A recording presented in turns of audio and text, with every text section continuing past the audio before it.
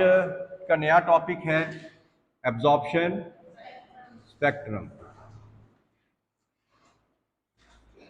Absorption spectrum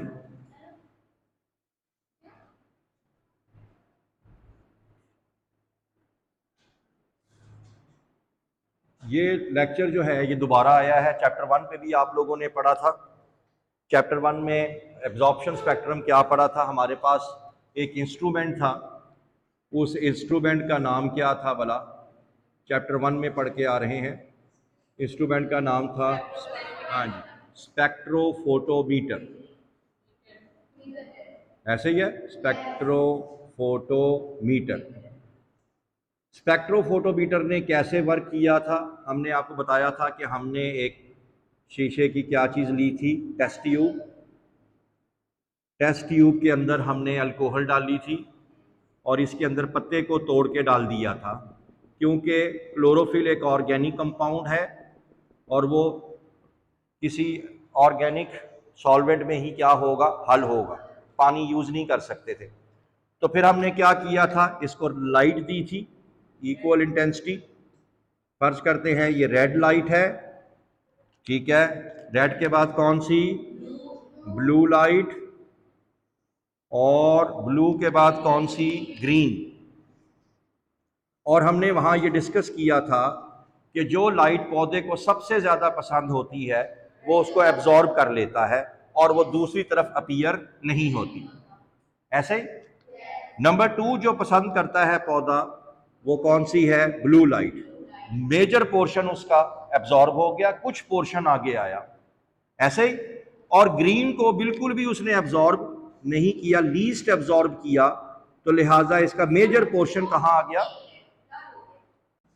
तो हम बात ये कर रहे थे कि रेड लाइट जो है पौधा सबसे ज्यादा एब्जॉर्ब करता है, प्लांट, वो वहां पर डिसअपीयर हो गया। उसके बाद ब्लू, उसका कुछ हिस्सा आगे आया, मेजर पोर्शन क्या हो गया, एब्जॉर्ब। और सबसे कम जो एब्जॉर्प्शन की किसने की, ग्रीन की। इसके आगे हमने क्या चीज लगा दी थी, डिटेक्टर। क्या चीज लगा दी थी, हाँ जी, डिटेक्टर लगा दिया था। और ये डिटेक्टर किससे अटैच था, मॉनिटर से। और मॉनिटर ने ग्राफ बना के दिया था और वो ग्राफ हमें बताता है कि भाई प्लांट ने या क्लोरोफिल ने या पिगमेंट्स ने सबसे ज्यादा कलर कौन सा एब्जॉर्ब किया, रेड। रेड के बाद कौन सा एब्जॉर्ब किया, ब्लू। और सबसे कम कौन सा एब्जॉर्ब किया, वो ग्रीन। इस ग्राफ को ही फिर हम लोग क्या बोलते हैं, एब्जॉर्प्शन स्पेक्ट्रम। एब्जॉर्प्शन स्पेक्ट्रम इसको कहा जाता है, एब्जॉर्प्शन स्पेक्ट्रम। याद आ गया।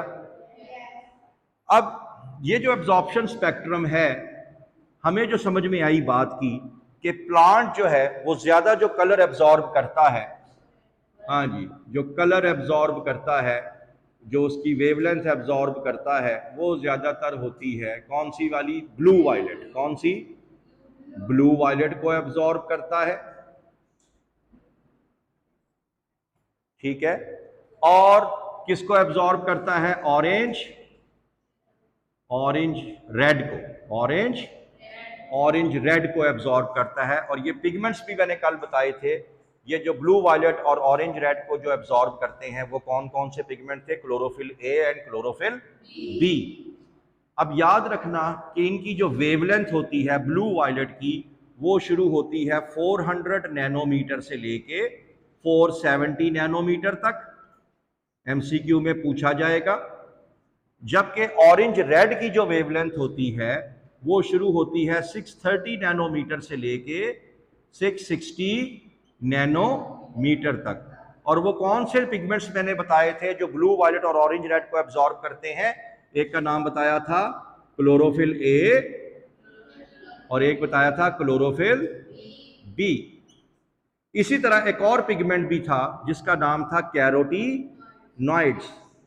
कैरोटीनॉइड्स जो हैं ये भी जो कलर एब्जॉर्ब करते हैं वो कौन सा वाला, ब्लू वायलेट, लेकिन इससे डिफरेंट होगा, इस ब्लू वायलेट से डिफरेंट। बासर में आ गई। मिसाल के तौर पे कहां से कहां तक, 430 टू 430 नैनोमीटर टू 500 नैनोमीटर तक इसकी वेवलेंथ रेंज डिफरेंट होगी। कल भी बताया था कि जो क्लोरोफिल बी अब्जॉर्ब करेगा वो ए नहीं करेगा, जो ए अब्जॉर्ब करेगा वो बी नहीं करेगा, जो कैरोटीनॉइड अब्जॉर्ब करेगा वो दोनों नहीं करेंगे। हर एक अपनी अपनी वेवलेंथ अब्जॉर्ब कर रहा होता है ताकि ज्यादा से ज्यादा रोशनी को क्या किया जा सके, एब्जॉर्ब। बात समझ में आ गई? ये एक तो आपने बताना है। अब बात ये है प्यारे बच्चों, फिर मैं वहीं पे बात लेके आऊंगा कि हमारे ये जो पिगमेंट्स हैं, क्लोरोफिल ए, क्लोरोफिल बी, इनकी लोकेशन क्या है, कहां पे होते हैं ये? लोकेशन किधर है ये जो रोशनी अब्जॉर्ब करते फिरते हैं? कहां पे होते हैं ये? क्यों, कौन सा? क्लोरोप्लास्ट में होते हैं। कहां होते हैं? क्लोरोप्लास्ट में। कल बताया था, आज भूले हुए हैं। क्लोरोप्लास्ट में। क्लोरोप्लास्ट में कहां बताया था? हाँ जी, तो क्लोरोप्लास्ट में ये होते हैं थैलाक्वाइड मेम्ब्रेन पे। ओके, अब फिर डायग्राम बना रहा हूं। ये है जी क्लोरोप्लास्ट। क्लोरोप्लास्ट क्या है? सिंगल मेम्ब्रेनस ऑर्गेनल है या डबल मेम्ब्रेनस? ये ले जी, ये डबल मेम्ब्रेनस ऑर्गेनल आ गया। अंदर मैंने बताया था आपको थैलियां होती हैं, इन थैलियों को क्या बोलते हैं? Thylakoid membrane. क्या बोलते हैं इनको? थैलाक्वाइड मेम्ब्रेन बोलते हैं। और अभी आपने बताया कि ये जो हमारे पिगमेंट्स होते हैं ये कहां पे होते हैं? On the surface of thylakoid membrane in the form of clusters. In the form of clusters, यानी ये मिल के रहते हैं, जमघट्टों की सूरत में रहते हैं। जमघट्टे को क्या बोलते हैं? क्लस्टर्स। हर क्लस्टर को, एक जमघट्टे को, क्लस्टर को आप लोग कहते हैं फोटोसिस्टम। क्या बोलते हैं? फोटोसिस्टम बोलते हैं। याद रखना, हर जमघट्टे को फोटोसिस्टम बोलते हैं। समझ आ गई? फोटोसिस्टम के दो हिस्से होते हैं। फोटोसिस्टम के बॉडी के दो हिस्से होते हैं। एक को आप लोग बोलते हैं रिएक्शन सेंटर,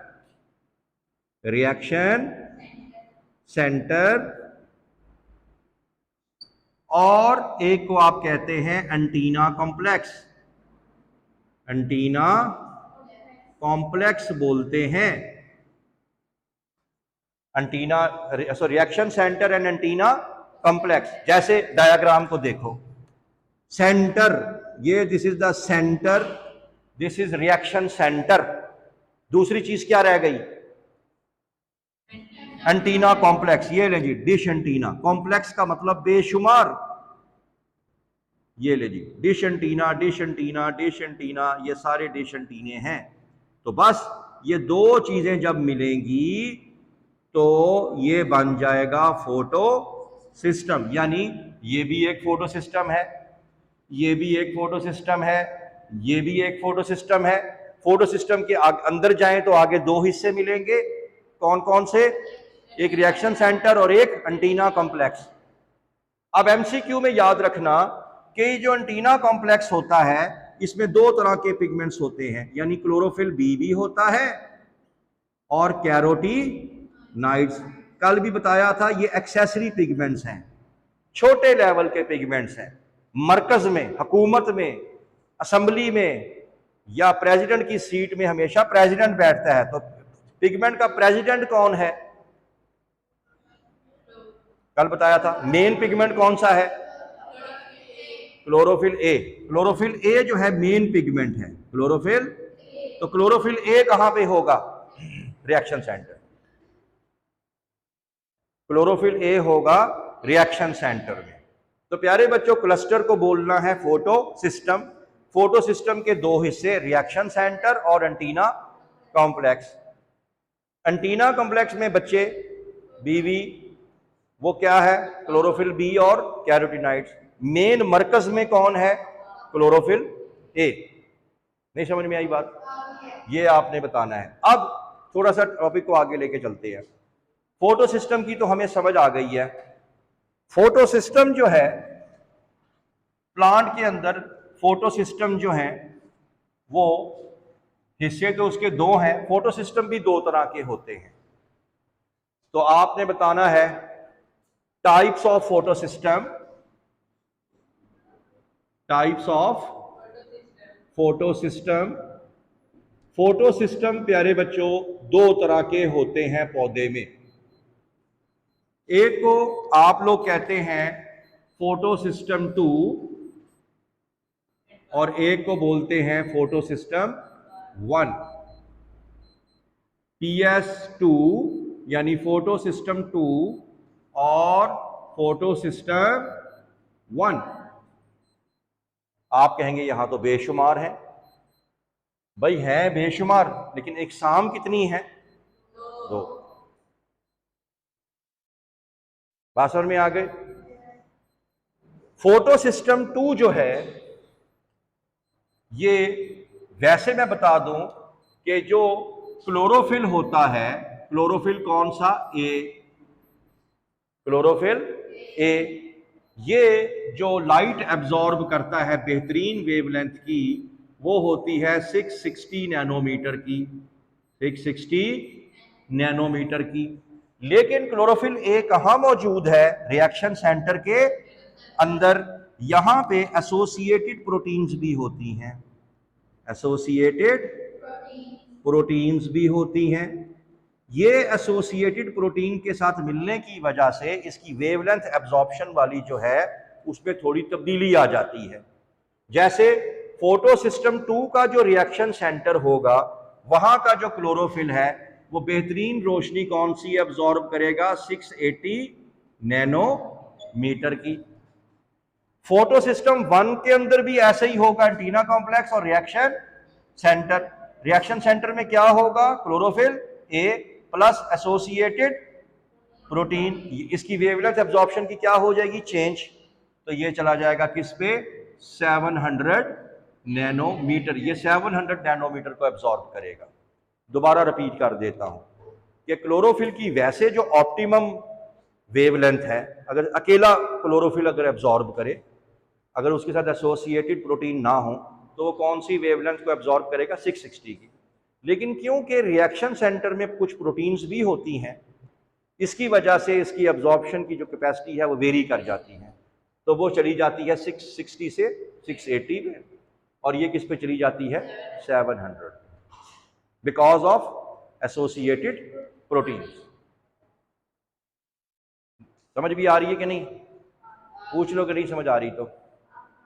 ठीक है। अब क्वेश्चन यहां पे पहला ये बनता है कि हमने 1 पहले क्यों नहीं लिखा? हमने पहले कौन सा लिखा है? 2। बाद में क्या लिखा है? हालांकि पहले आना कौन सा चाहिए था? 1 आना चाहिए था। अब आपने ये बताना है कि इसके नाम अकॉर्डिंग टू डिस्कवरी रखे गए हैं, according to discovery, according to discovery, discovery के हवाले से रखे गए हैं। मिसाल के तौर पे साइंसदानों ने सबसे पहले किसको डिस्कवर किया था? इसको, 1 को डिस्कवर किया था। हालांकि सीक्वेंस में पहला कौन सा आता है? ये वाला। तो क्योंकि ये डिस्कवर पहले हुआ, इसका नाम रखा गया PS1। लेकिन सीक्वेंस में पौधे में पहले कौन आता है? 2। तो बजाय उसको चेंज करने के इसका नाम PS1 रहा, और इसका नाम, हालांकि पहले आता है पौधे में PS2, फोटो सिस्टम 2, बाद में कौन आता है? PS1। लेकिन समझ आ गई कि इसका नाम 1 क्यों है और इसका नाम 2 क्यों है? तो ये 1 है क्योंकि फर्स्ट डिस्कवरी किसकी हुई थी? इसकी। तो लिहाजा ये हुआ PS1। और बाद में डिस्कवर कौन सा हुआ? ये हो गया PS2। लेकिन सीक्वेंस में पहले कौन आएगा? PS2 सीक्वेंस में पहले आता है। नहीं समझ आई बात? ठीक है। तो प्यारे बच्चों, ये जो फोटो सिस्टम होते हैं ये रोशनी को एब्जॉर्ब करते हैं। और जैसे ये देखें, ये है chlorophyll A, chlorophyll A, chlorophyll A जो है वो लाइट को क्या करता है, एब्जॉर्ब करता है, और ये क्लोरोफिल ए जो है इसमें से इलेक्ट्रॉन भी निकलता है। क्या निकलता है? इलेक्ट्रॉन भी निकलता है। ये इलेक्ट्रॉन आगे क्या करेगा हम डिटेल में पढ़ेंगे। और ये क्या हुआ, ऑक्सीडाइज हो गया या रिड्यूस हो गया जी? ऑक्सीडाइज हो गया क्योंकि इसमें से इलेक्ट्रॉन निकल गया। इलेक्ट्रॉन अगर निकल जाए तो इसका मतलब है ये कौन सी फॉर्म होगी, ऑक्सीडाइज फॉर्म। ये कौन सी फॉर्म है, ऑक्सीडाइज्ड फॉर्म है, क्योंकि इसमें से इलेक्ट्रॉन निकल चुका है। तो फिर ये कौन सी फॉर्म होगी, ये इसमें अभी इलेक्ट्रॉन मौजूद है तो ये कौन सी फॉर्म हुई, ये रिड्यूस्ड फॉर्म में है। ये इलेक्ट्रॉन आगे बड़े काम करेगा हमारे लिए। इस इलेक्ट्रॉन की वजह से हम लोग फ्यूचर में एटीपी बनाएंगे। क्या बनाएंगे, एटीपी। और इस एटीपी को इस्तेमाल करेंगे ग्लूकोज बनाने में, यूज इन फॉर्मेशन ऑफ, हाँ जी, फॉर्मेशन ऑफ ग्लूकोज। ये नेक्स्ट टॉपिक में आ जाएगा। तो इस इलेक्ट्रॉन की वजह से एटीपी बनती है। कैसे बनती है बाद में डिस्कस करेंगे, लेकिन इस एटीपी से फिर हम ग्लूकोज बनाएंगे। बात समझ में आ गई? यहां तक कोई क्वेश्चन हो किसी के जहनों में? अगला टॉपिक बताएंगे। अच्छा जी, अब नेक्स्ट जो क्वेश्चन आपका आ रहा है एक शॉर्ट क्वेश्चन है, आसान सा क्वेश्चन है कि इसको एक दफा रीडिंग कर लेना। Role of carbon dioxide in photosynthesis. तो role of carbon dioxide in photosynthesis. प्यारे बच्चों, आपको अच्छे से पता है कि कार्बन डाइऑक्साइड बहुत अहम गैस है। प्लांट जो है कार्बन डाइऑक्साइड जो है वो लेता है, ज़मीन से क्या लेता है, वाटर लेता है, और इन दोनों को जोड़ता है, लेकिन किसकी मौजूदगी में, लाइट की मौजूदगी में और क्लोरोफिल की मौजूदगी में, और क्या बनाता है, ग्लूकोज, और साथ में रिलीज करता है ऑक्सीजन और साथ में वाटर। ठीक हो गया? इसका मतलब पहली बात तो हमें समझ में आ गई कि ग्लूकोज जो है बगैर कार्बन डाइऑक्साइड के नहीं बन सकता। ऐसा ही है। अब हमारी एयर जो है ये कार्बन डाइऑक्साइड प्लांट हवा से लेता है। कौन से प्लांट्स? जो टेरेस्ट्रियल प्लांट्स हैं। टेरेस्ट्रियल प्लांट्स कौन से होते हैं? खुश्की के पौधे। खुश्की के पौधे कार्बन डाइऑक्साइड कहाँ से लेंगे? एयर से लेंगे। कहाँ से लेंगे? एयर से। हवा के अंदर आपने पढ़ा होगा कार्बन डाइऑक्साइड कितनी होती है, 0.03% से लेके 0.04% होती है क्या, कार्बन डाइऑक्साइड। तो आपने पहली चीज ये बतानी है कि खुश्की के पौधे कार्बन डाइऑक्साइड लेते हैं कहाँ से? हवा से, फजा से। और फजा में कितनी कार्बन डाइऑक्साइड हर वक्त रहती है? 0.03 से 0.04%। समझ आ गई बात की? नंबर 2, जो एक्वेटिक प्लांट्स होते हैं। कौन से plants? Aquatic plants. Aquatic plants जो पानी के अंदर डूबे हुए हैं वो भी फोटोसिंथेसिस करते हैं। वो कार्बन डाइऑक्साइड कहां से लेंगे? तो एक्वेटिक प्लांट्स जो हैं ऑब्टेन, हासिल करते हैं कार्बन डाइऑक्साइड, ठीक है, फ्रॉम वाटर। फ्रॉम वाटर, वो पानी से हासिल करते हैं। पानी के अंदर कार्बन डाइऑक्साइड किस फॉर्म में होती है? तो आपने ये बताना है in the form of carbonates and bicarbonates. Carbonates and bicarbonates की फॉर्म में होती है। और पौधा जो है पानी में, ये डिसॉल्व फॉर्म जो होती है कार्बन डाइऑक्साइड की, क्योंकि कार्बन डाइऑक्साइड जब पानी में हल हो जाती है तो वो क्या बनाती है? Carbonates and bicarbonates. तो पानी से ले लेते हैं। तो खुश्की के पौधे हवा से कार्बन डाइऑक्साइड लेते हैं और पानी से in the form of carbonates and bicarbonates. बात फॉलो कर गए? तो ये एक छोटी सी बात, ये 2-3 पॉइंट्स बस याद रखने हैं। वो परसेंटेज वेरी कर सकती है जमीन के, कि पानी अगर बहुत गंदा है, पुराना है, तो हो सकता है कार्बन कंसेंट्रेशन क्या हो, ज्यादा हो। ठीक है, समुंदर में कुछ और होगी, फ्रेश वाटर में कुछ और होगी, तो ये आपने बताना है। क्लियर है? कितना टाइम रह गया? 10 मिनट्स।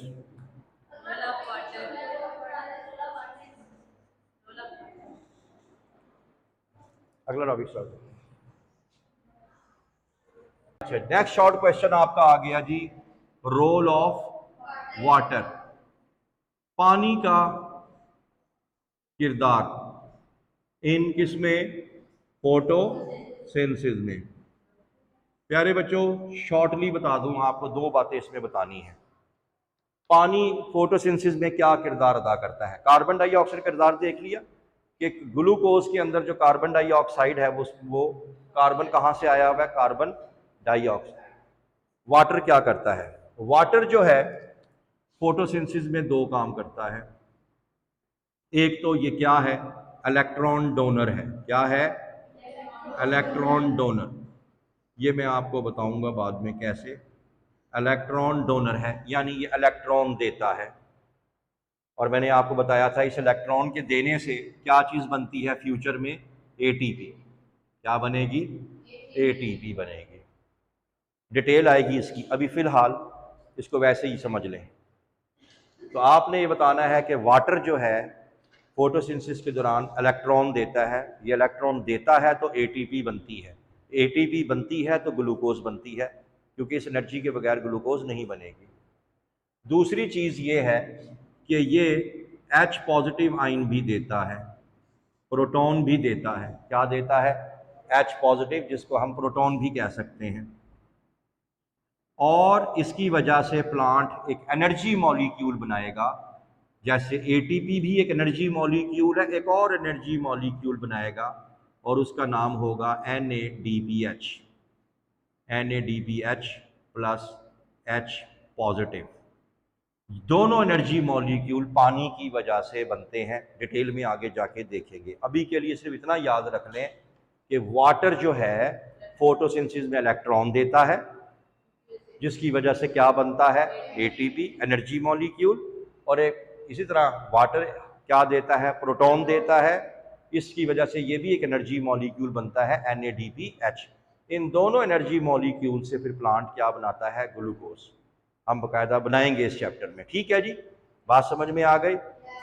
एक साइंटिस्ट थे, उनका नाम था वैन नील। वैन नील बड़ा इंपॉर्टेंट एक्सपेरिमेंट है शॉर्ट क्वेश्चन के लिए।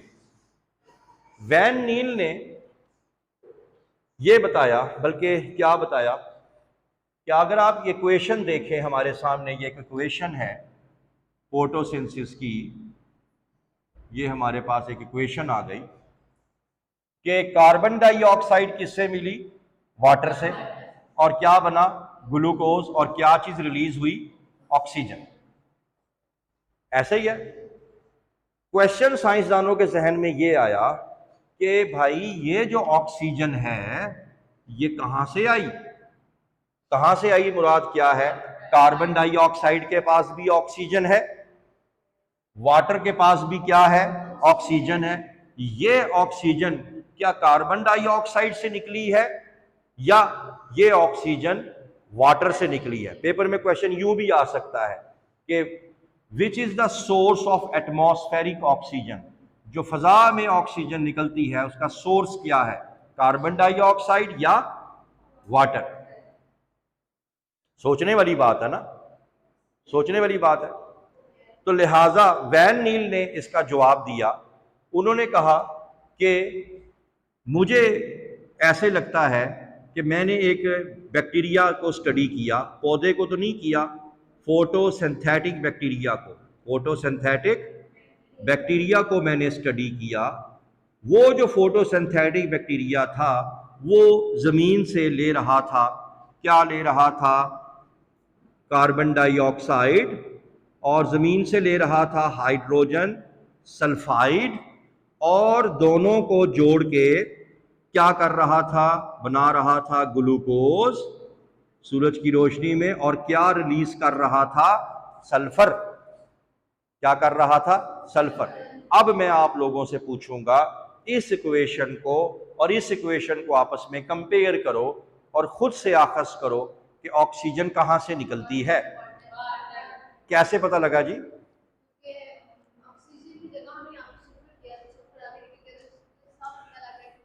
शाबाश। यानी ये दोनों चीजें इसमें और इसमें क्या है, common. The only difference is the water and H2S। इसका मतलब ये हुआ कि अगर H2S वाला सल्फर निकाल रहा है तो वाटर वाला ऑक्सीजन जो है ये वाटर से आ रहा है। तो इससे साबित ये हुआ थ्योरेटिकली कि जो एटमॉस्फेरिक ऑक्सीजन है उसका सोर्स क्या है, उसका सोर्स है वाटर। लेकिन साइंस जो है उस टाइम तक किसी चीज को नहीं मानती जब तक उसका एक्सपेरिमेंटल प्रूफ ना दिया जाए। तो बाद में वैन नील के बाद, वैन नील ने नहीं किया था ये काम, वैन नील के बाद कुछ साइंसदानों ने तजर्बा किया। वो एक्सपेरिमेंट बड़ा आसान तजर्बा है, इसका बड़ा आसान जो है वो काम है, एक्सपेरिमेंट किया। और एक्सपेरिमेंट में कैसे एक्सपेरिमेंट किया ये जरा देखें और मुझे जवाब दें। साइंसदानों ने क्या किया जी कि 2 गमले ले लिए। क्या ले लिए?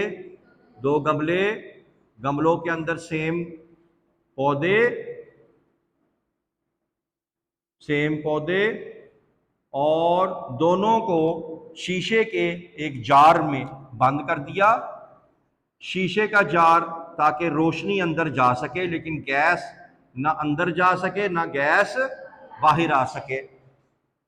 सही है, ध्यान से जवाब देना। एक प्लांट का नाम रखा गया ग्रुप 1 प्लांट, ग्रुप 1, और दूसरे प्लांट का नाम ग्रुप 2, ग्रुप 1 एंड ग्रुप 2। अब क्या हुआ? अब ये हुआ कि अब क्या हुआ जी, इन्होंने इसको पानी दिया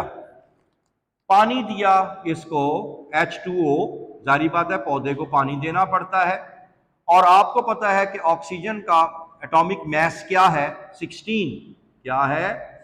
16। और इस शीशे के अंदर इन्होंने रखी कार्बन डाइऑक्साइड, क्योंकि उनको पता है कि पौधा जब फोटोसिंथेसिस करेगा तो वो फजा से क्या मांगेगा।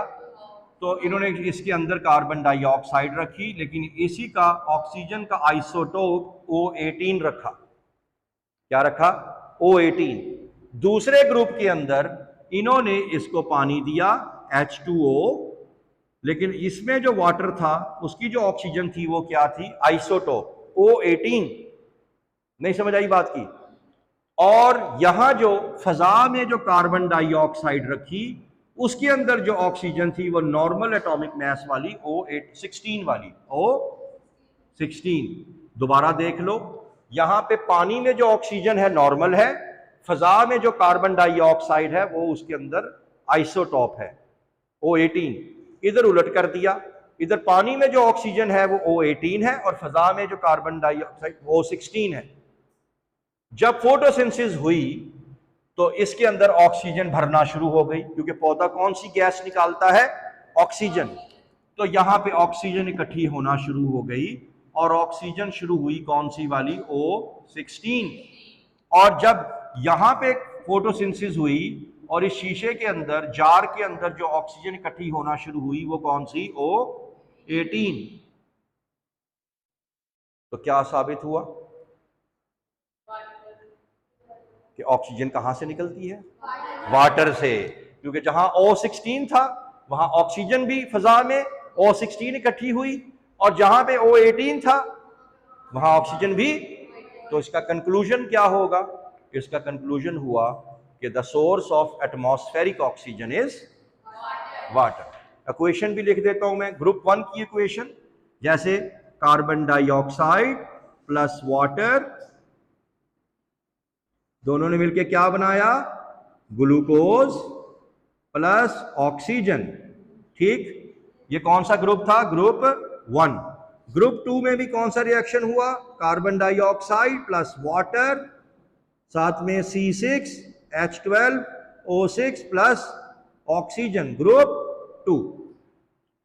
ग्रुप 1 में ऑक्सीजन क्या थी? O18। ग्रुप 1 में वाटर कौन से वाला था? O16। फजा में कौन सी ऑक्सीजन निकली? O16। तो प्यारे बच्चों, कार्बन डाइऑक्साइड की ऑक्सीजन कहां गई? नया क्वेश्चन बन गया। कार्बन डाइऑक्साइड की ऑक्सीजन कहां दफा हो गई? हाँ, इसका बड़ा माइंड चलता है। O18 ये आ गई। यानी कार्बन डाइऑक्साइड की ऑक्सीजन कहां चली जाती है? ग्लूकोज में। नहीं समझ आई? सिमिलरली यहां पे वाटर क्या था? O18। इधर कार्बन डाइऑक्साइड कौन सी थी? O16। तो फजा में तो जाएगी पानी वाली, यानी O18, और ये कहां चली जाएगी? O16। नहीं समझ आई? तो हमारे दो सवाल हल हो गए कि भाई अगर कोई उस सवाल को उलट करके पूछ लेता है, अच्छा बच्चा ऑक्सीजन फजा की जो है वो तो पानी से निकलती है, कार्बन डाइऑक्साइड की ऑक्सीजन कहां से आती है? तो आप कहेंगे कार्बन या ग्लूकोज की ग्लूकोज की कार्बन डाइऑक्साइड कहां से आती है? तो आप क्या कहेंगे? Carbon dioxide. नहीं समझ आई बात की? बस प्यारे बच्चों, थैंक यू। कोई और सवाल है तो पूछ लें आप लोग।